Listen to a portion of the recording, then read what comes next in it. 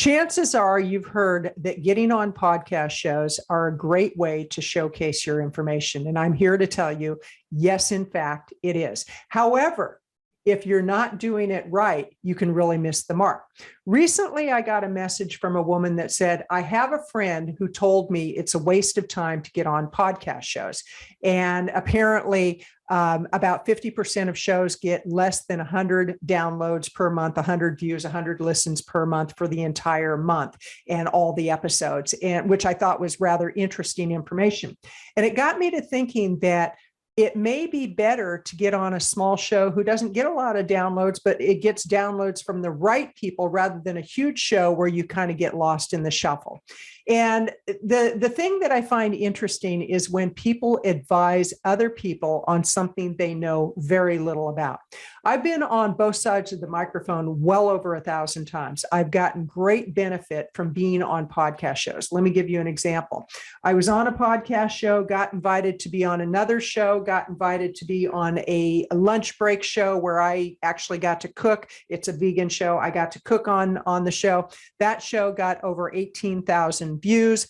That opportunity gave me an inroad into speaking at a vegan conference, a virtual vegan conference. That opportunity opened up an introduction to a big influencer within the industry. And it all started, let's go back here, it all started with one small show. So would I have known that it would end up where I had 18,000 views on one show? I got an introduction to one of the biggest influencers from another show, and on and on and on. The challenge that I see with people is they want results so quickly that they're not willing to put time in. It takes effort. It takes time to really make podcast interviews work for you. First of all, you should be doing it on a consistent basis because you'll get SEO, you'll get that visibility, you can post it on social media. Next, you should have what's called a media room. A media room, simply put, is a place where you actually post shows that you've been on. And I'm going to show you a couple of examples.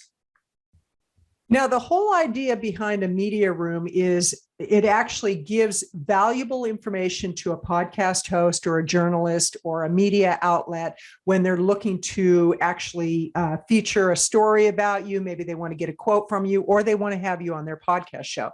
This particular site is from Monk Coleman, and it's monketernal.com. And if you click over to Media Room, it's in the upper right-hand corner. You just click over, and it will take you to Monk's Media Room. Now, the whole idea with the Media Room is it's very clear that this is a media room, but if you'll notice, there's all these podcasts that Monk has been on. And if somebody is interested in finding out more, they can click for the one sheet. On the one sheet, there's a phone number, there's an email address. So if somebody wants to interview Monk, he speaks on veganism, he speaks on fitness, he speaks on meditation, on spirituality. He's got a phenomenal story. Well, they can go to his media room and there's social proof that he has been on shows. He's a low risk to a host. And that's what a host is looking for. They don't want somebody on there who's not going to be engaging. They don't want somebody who is going to go off on tangents or use it as a pitch fest. In my media room, I've got my one sheet. I've got a bio, my two shows that I've been on, and here's a partial view of shows that I've been on. So this shows the host that, yes, in fact, I do know what I'm talking about. And so what I encourage you to look at is who you're taking advice from.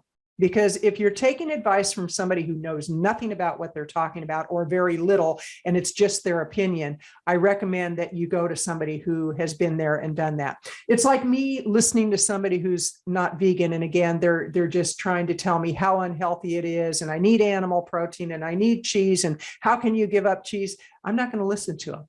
I'm going to listen to a vegan who's a healthy vegan who has the information I'm looking for. And so I encourage you, go out, get podcast interviews. And if you're really curious about how to find interviews, I'm going to put the link below on my checklist. It's a free checklist. Go ahead and opt in for it. It'll give you step-by-step what you need to do to find great opportunities. But it's not about a one and done. You don't do one interview and then make millions of dollars. You have to be consistent with what you're doing. And it's about positioning. It's about marketing. It's about messaging. This is Kathleen Gage with Vegan Visibility Podcast Show and Plant-Based Eating for Health Podcast Show, encouraging you, go out, get on shows, do it the right way, learn how to do it, and you will be amazed at the results that you can get. Have a great day.